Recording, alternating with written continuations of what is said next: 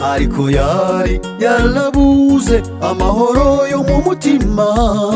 Igihe kimwe cyarageze aza kurwara ashira mu mwuka, nyamutunzi yarapfuye, ibyo byose birangiriraho.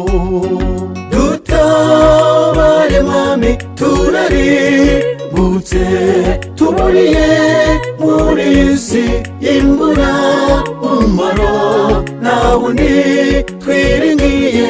Mwami dutabare, uwagutabaje ntabwo ujya umukoza isoni.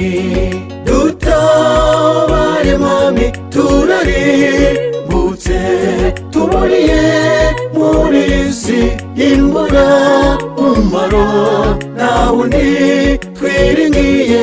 Mwami dutabare, uwagutabaje ntabwo ujya umukoza isoni. Niyo wabura umutunzi ntiwaruta Nikodemu, niyo wabura umukire ntiwaruta na Zakayo, niyo wabutunzi bya mirenge ntiwaruta umugaragu Yobu. Reka nkubwire, hitamo Yesu, niwe mugenga wa byose.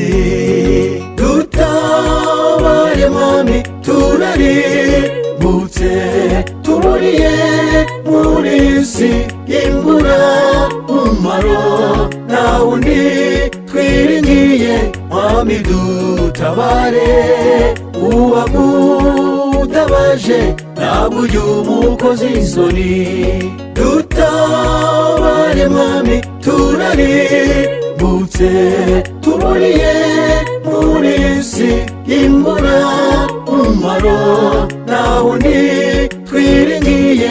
Mwami dutabare, uwagutabaje ntabwo ujya umukoza isoni.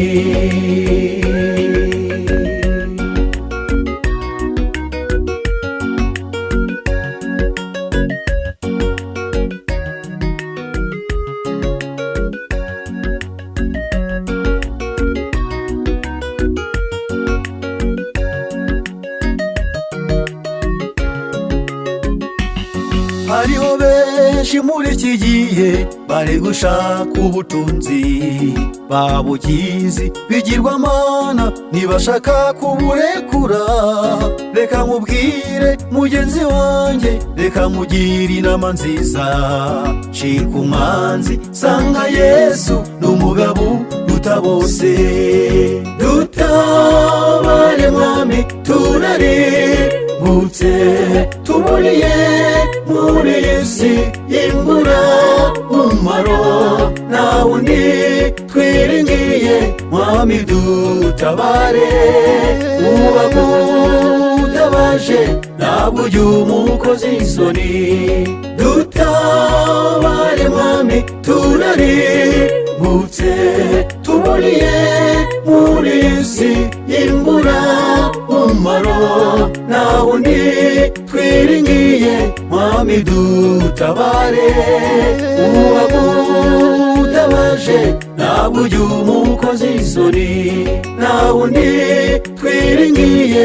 Mwami dutabare, uwagutabaje ntabwo ujya umukoza isoni, nta wundi twiringiye.